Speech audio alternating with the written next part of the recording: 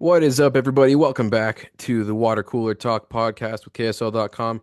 My name is Caleb Turner, and I'm a sports writer at KSL.com, a wonderful website where you can find out all the latest in happenings here in the state of Utah and without as well. So, especially in the realm of sports, we've got you covered. And right now, here on Water Cooler Talk, I'm ready to give you a recap of what's gone down this weekend so you guys can be ready for those conversations around the office, around the house with whoever you need to prove your sports knowledge to. Let's start out with a little recap of the games that happened over the last few days. Starting out with a little college football yesterday on Saturday. BYU. I should note all three FBS top college football teams in the state on the road this week. So some interesting results. BYU went the furthest. They went to Florida, taking on UCF in Orlando. And you're not going to believe it. Cougars did it again, 8-0. They defeat the Knights 37-24. Jake Retzlaff getting all kind of national love, calling him Patrick Shaloms, and the BYU t-shirts that we've all seen. A lot of fun with what's going on there in Provo. If you haven't been checking out their games, it's been fun to watch. This past one the other day, they tried a little fake field goal, double snap between the legs of the placeholder. They're just kind of playing loose. My coworker Josh Furlong, boss Josh Furlong, AP top 25 voter in his ballot this week on top 25 teams in the country, talked about BYU obviously, and mentioning hey, if they with what they've been able to do so far, who's to say they can't go undefeated, right? We don't want to hype them up too much, but I think it's time to start talking about that. 8-0, there's not many games left on the schedule after this. The biggest one, however, is the next one, and that's against Utah in a couple weeks. So we'll talk more about that here in a sec. And speaking of those Utes, also on the road in Houston, losing 17-14 against the other Cougars, the Red Cougars. Four losses in a row for Kyle Whittingham and the Utah football team. Tough times up there.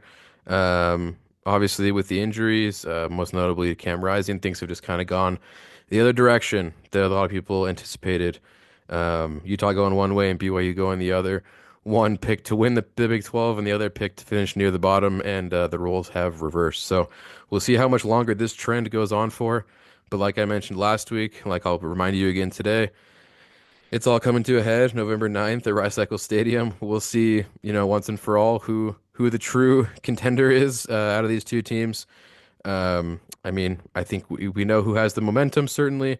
They do have a bye week in between to hopefully, for Utah maybe especially to rest up and figure some things out. Like I mentioned last week, they did get a new offensive coordinator in there. So try and figure out how to score some more points. Obviously, 14, not what you want to be scoring. You want to be up there. BYU scoring 37. So if you want to match that, some things have got to change.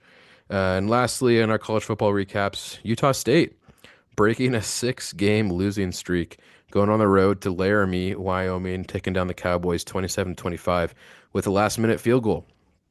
So congrats to the Aggies, and we'll be bringing them up once again later on the show. Going on to a little professional sports, Utah Hockey Club. A little bit of an unfortunate turn I mentioned last week. Hopefully it didn't curse this team. With how much I was praising their great start. Lost 3 in a row. That good old hockey club. I've got an interview coming up later on in the show with the radio play-by-play analyst of the Utah Hockey Club, Mike Folta, and make sure you stick around for that if you'd like to learn more about what's going on with that team. Stick around after our main show. That'll be what's in the second half. And lastly, the other professional team, the other Delta Center resident, Utah Jazz, start their NBA regular season with a pair of losses. Most notably a blowout on Friday against the Warriors, which I heard some rumblings, some rumors from a couple of reporters at the next day at practice. Typically you do a film session, you rewatch, some of the footage, the plays from the previous game, see what you can improve upon, what went down. Well, Will Hardy, head coach of the Utah Jazz, apparently made the team watch the entire game, all 48 minutes of game time that went down there against the Warriors to see what they can improve upon. Um, Not what you want to have happen in 40 point losses in front of your home crowd. So we'll see if the Jazz can turn it around. And that leads us to our look ahead for this coming week. Jazz starting things out on the road, see if they can change some things away from the Delta Center, playing in Dallas tomorrow, and then they will return home for a pair of games at the Delta Center. Most notably, perhaps, against Victor Wembanyama and the San Antonio Spurs on Halloween night. I will actually be there, so I'll look forward to giving you guys the full lowdown of what I see there from what many are calling the next face of the NBA. So we'll see what happens there. A couple big European guys, Larry Markkinen, Victor Wembanyama going against each other should be a fun one. And Utah Hockey Club also with a couple home games this week, tomorrow against San Jose and then Calgary on Wednesday. Calgary Flames as they look to turn things around after those three losses that I mentioned. Also got a chance to go to the hockey club game the other night, and that was a lot of fun. First game as media, I should add. The first one I went to as a fan at the opener, great experience. And as media was very cool as well. Obviously, it wasn't a great result. They lost the one I went to 5-1. So players were a little deflated, you could say, but some cool insight and cool to kind of get behind the scenes, as you will get more of in my interview with Mike Folta here in a few minutes. Um, as we go along with this look ahead, I feel like I've been saying this since we started the show back in early September, but soccer season's coming to a close. Last couple chances to see soccer here in Salt Lake, which makes sense because it's looking like we might get a little sub-freezing ice, perhaps even a little snow this week here along the Wasatch Front. So not ideal soccer playing weather, as we've learned. However, that doesn't stop them from continuing to play here for at least a few more weeks. Real Salt Lake playoff opener Tuesday versus Minnesota United FC. That will be at America First Field in Sandy. First round of the playoffs is a best of three, so they play one at home, go on the road. If they don't win the first two, they'll come back here for another one. Or rather, if they don't win or lose the first two, if they split them, they come back here and they'll play another one in a couple weeks. Royals also closing up their season, not making the playoffs. I believe I mentioned that last week. They were eliminated by a couple teams above them, and then just kind of how the way the standings have shaken out. They'll have their regular season finale, last game of 2024, this Friday against Gotham FC. So a little bit of other news from the Royals. They did make their interim head coach, Jimmy Coonratz, their permanent head coach. So a little more stability there with the organization. Hopefully, the momentum that I've talked about on here with some great losses finish season can carry over into next season. And lastly, all three college football teams that I mentioned previously, they have a bye week this week. So nothing necessarily to look ahead to in the immediate future for them. But like I mentioned, November 9th, circle it on your calendars, BYU, Utah, Holy War, always a great one. And lastly, as we kind of finish up this segment of our show, we're going to go into a little bit of winners and losers of the weekend. Winner, I've been talking a lot about BYU and Utah and these winners and losers. Not going to mention this time. Going to try and give you a little more original content. Utah State, winners of the week. If you're able to break a losing streak and do it on the road, nonetheless, as the Aggies did in Laramie, good for them. Great for that program that's been through a lot over the last year or so. Coaching changes, a lot of kind of public issues with behavior, law, legal issues, et cetera, going on with the Utah State athletic program. So good to see them, hopefully turn some things around here as we get into the second half of the season. Aggies able to get that one and break the losing streak. So they get winners of the week this week, and they get a bye week to rest up and hopefully keep this thing going. And losers of the week, we'll keep this one short and sweet and hopefully give you a bit of a chuckle. Our lone loser of the week is whoever made the Dwayne Wade statue that was unveiled today, Sunday, outside of the Heat Arena in Miami. Just go look at it for yourself. Probably not a great look. Shout out to Dwayne Wade, though. As I'm sure many of you know, he is an acquaintance of multi-team owner Ryan Smith, and Wade himself is a part owner of Jazz, Real Salt Lake, and kind of the General Smith Entertainment Group holdings here in Utah. So he's been around. I got to see him at the groundbreaking for the Utah Royals practice facility a few months back. So he's somewhat of a Utah adjacent athlete, sports figure. So sorry, Dwayne, for the way that statue turned out. Kind of similar to, maybe not as bad. Some might say worse though, to the Cristiano Ronaldo bust that came out a few years ago. Something about the accuracy, the photorealism, just not quite translating to the marble, granite, whatever they're using. So unfortunate for them, for that artist. They were all over social media for the wrong reason today. So they'll get the unfortunate loser tag this week. And lastly, as we kind of wrap things up, reminder that coming up here is my interview with Utah Hockey Club radio play-by-play analyst Mike Folta.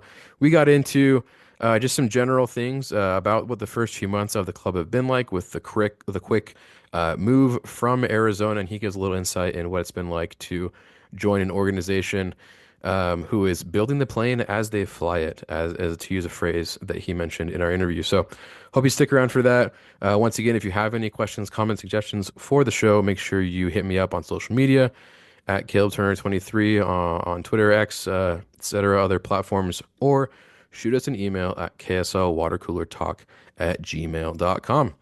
Love to hear from you, and we will see you guys next week. Here's my interview with Mike Folta.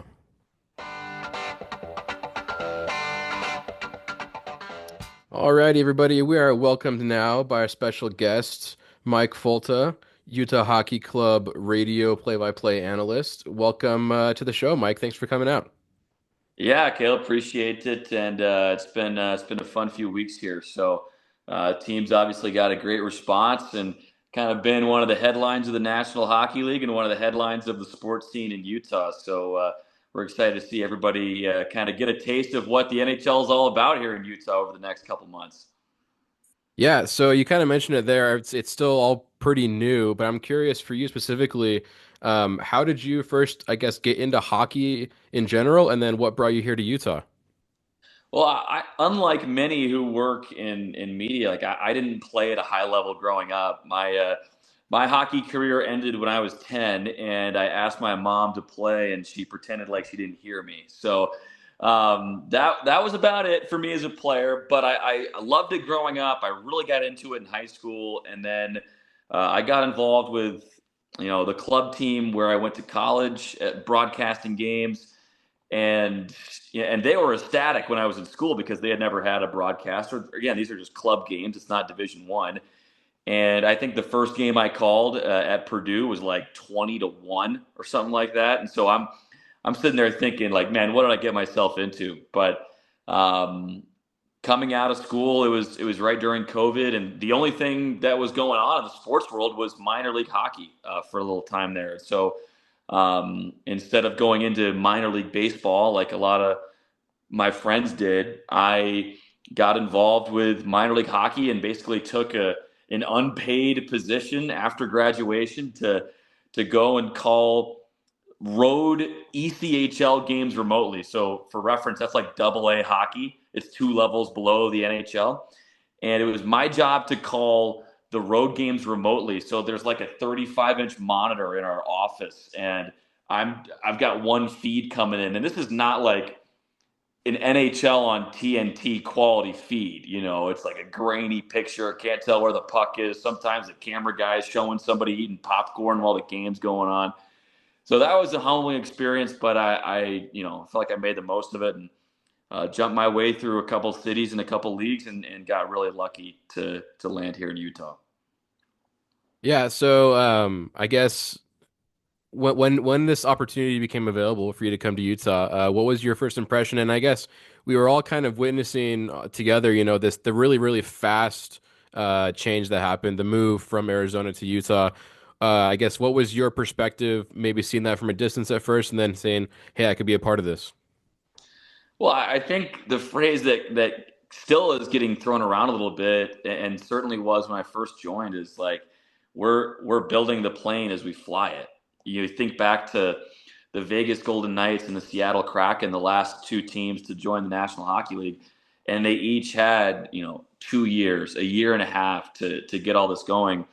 I mean, it wasn't formally announced that Ryan and Ashley Smith were bringing the NHL to Utah until April 18th, right? It's been 6 months. And so there's been a lot of, there's been a tumultuous amount of upheaval and change that's had to happen, and a tremendous amount of work that has had to happen. And luckily for me, I didn't come in until kind of a few months into that. And so I've been the beneficiary of a lot of other people's diligent and dedicated hard work. But I heard I got the job in mid-September, and then 4 or 5 days later, I'm in a U-Haul with my dad driving through Laramie, Wyoming, to get to Salt Lake City. So it was a pretty quick turnaround, and when something like this comes up, you don't hesitate. You jump on it, and it's been amazing so far because everybody. It's been a big lift, but everybody's been pulling the rope the same way, and everybody's really dedicated. And I think you have to be to try and start something from the ground up. You have to be dedicated, and you have to be all in. That's one of the core tenets that we operate by. Yeah, so let's talk about Salt Lake City for a second. I had the chance to be there at the opener, all the festivities that were going on before, the player entrances, the massive Mhm. spectacle on the ice and everything, and then of course the crowd, which was pretty incredible. I guess in your short time here in Salt Lake City, what have you witnessed, and just how can you describe, I guess, what these first few weeks of the club actually, being in the city in front of fans has been like? Yeah, I think what stands out to me is the pride that this city has in its teams. And I've heard people talk about that with the Utah Jazz, and I think that pride is going to deepen as we move along with the Utah Hockey Club, and as the fan base becomes more and more attached to the players and the identity of this team.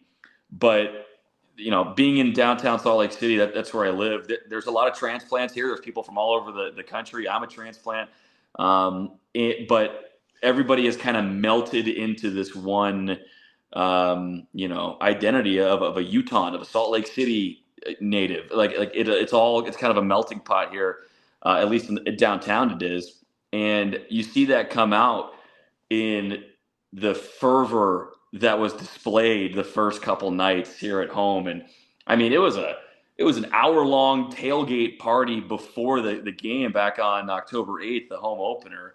And then the game itself was just an absolute circus in the best of ways. Like it's really impressive the way that this city and this state has shown up for a team that, let's be honest, a lot of them don't know. And there's not even a team name yet, right? All we have is the colors. We know a few players here and there, but it's all so new, and people are still showing up. And also, like, the numbers that have come through from opening night. You think about the beer sales, like the merchandise sales, all that stuff. The merchandise sales is a crazy number because it's a Delta Center record, and it's without jerseys. Like, the Yeah. team is not even able to sell jerseys yet. That's coming in a couple weeks. And like, if you go to any other NHL game across North America, everyone is wearing a jersey. Especially if you go to Canada, everyone is wearing a jersey to a game. You go to Chicago, everyone's in a jersey, and it's a hockey thing, right? And those were expensive too. Those jerseys are $200. And so to break that merchandise record without one of your heavy hitters, without like your fastball from a merch perspective, is pretty wild. So I'm excited to see the sweaters like in the flesh when we finally roll them out, and I think people are gonna go crazy for them. Yeah, so I want to touch on a couple of things you mentioned there. I guess maybe to start out with, you mentioned that there isn't a mascot yet, a team name yet. Yeah. Where do you fall on the spectrum of, it seems like we're down to a few options here. Yeti seems like the very strong front runner, but then I know back in a few months ago there was Mammoth and Blizzard and stuff like that. Where do you fall on that scale? Well, I'll start by just with a disclaimer. I don't have any inside information, but I'm on. I think I'm on Team Yeti. I think it can be fearsome, but you can also make a Yeti like you can make him a plush toy, right? And Right. and like a little kid could have a baby Yeti or something like that. Although I will say I've seen a lot of support for Mammoth. Not as much as Yeti, but there were two guys walking around opening night in like elephant costumes that were just going around the concourse chanting "Let's go Mammoth" and trying to rile up the crowd. So those two characters, they are sold for Mammoth. I'm not quite as far in as they are, but I'm a Yeti. You have a little bit of alliteration, the Utah Yeti. But as a broadcaster, I want something that can be plural. Like here come the Chicago Blackhawks, or Yeah. there's two Blackhawks over there, where like the Minnesota Wild, it's a little harder to say.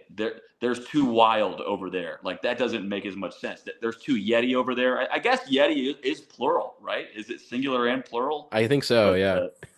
yeah, I'll worry about that later. But as a broadcaster, boy, I cannot wait until we have a team name, because saying "Here comes Utah," "Here comes the Utah Hockey Club," like a million times a game. It's nice to be able to change it up, right? Yeah, it was funny on opening night. They were like, whenever there was kind of like a quiet and we needed to chant, it was just "Let's go Utah." That's like the only Yeah, thing anybody could really think of, which is great. I mean, it's on the sweater right now. It's what everyone thinks about. yeah. And then as far as you kind of mentioned, the players, the fans getting to know the players. I want to talk a little bit about the on rink product, what's been going on. Obviously, had a hot start with 3 wins in a row. Have 4 overtime games, all that fun stuff. Some injuries already, unfortunately, as well. I guess what have you seen from just the on rink perspective of how this team is handling, the X's and O's of being an NHL team? Well, it's a really skilled team.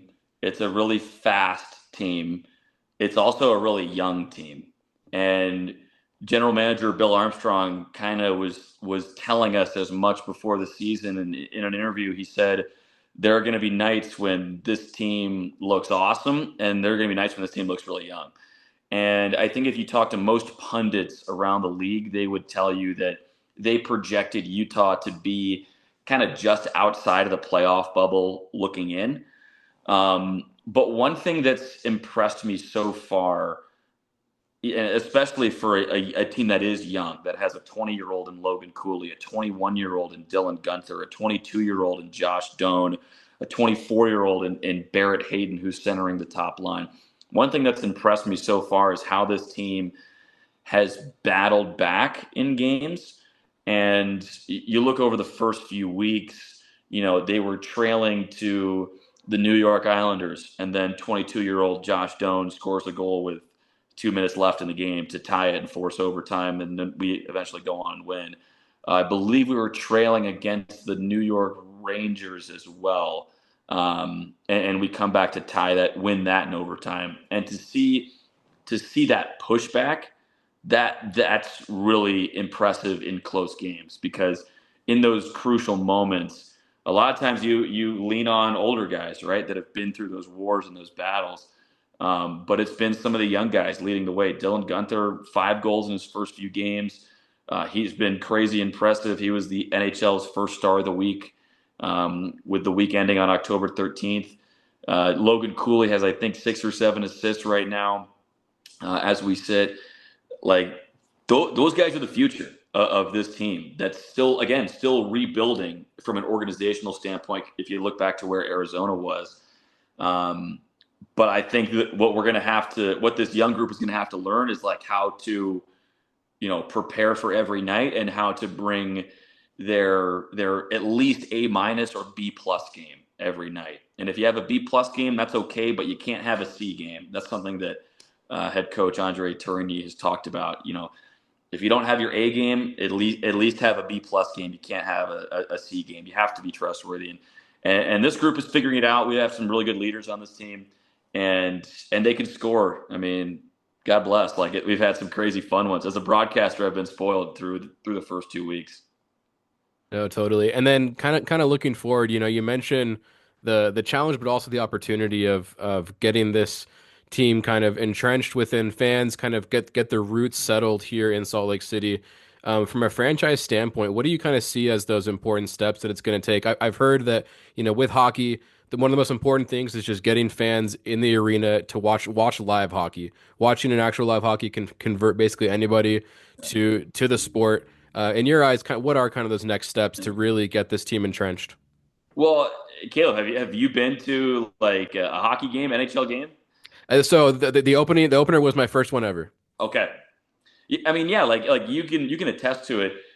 It's a good product on TV, but when you're there in person and you see these 250-pound guys with knives strapped to their feet running into each other at 22 miles an hour with, gladiator armor on, let alone when they're holding onto each other's sweaters and punching each other in the, like there is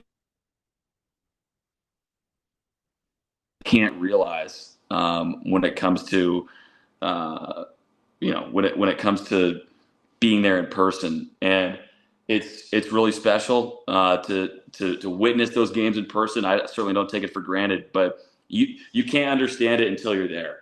It's almost like being at an auto racing event. Like you can't understand it until you feel the heat coming off the engine and you smell the burnt rubber. Like you can't understand how hard these guys are battling until you see and feel the boards shake, and the glass rattle. And so I think, yes, getting people in the building is huge, but also hockey's different because the players are like normal people. Like we could have Alex Kerfoot walk down the street and he's an elite athlete, but you might not know he's an NHL player, right? You see Lauri Markkanen walk down the street, you know who that is, Yeah. right? Like he's a superstar. The NBA, like they're gods in a way, right? They're not normal people. Hockey players are it's the total opposite. Like they don't want a lot of times they don't want as much of the spotlight. They are very down to earth, and that's kind of uniform across the board. And so I think personalizing the players and showing fans their personalities will draw people in and make people feel like part of the team. Awesome. That sounds right on to me. It certainly is unique, but Salt Lake is a unique place, and it seems like the fans are already, getting ready to embrace it. So I appreciate you coming on and giving us a little kind of primer on how we can get into hockey more here in the state of Utah. So we'll catch you guys next time.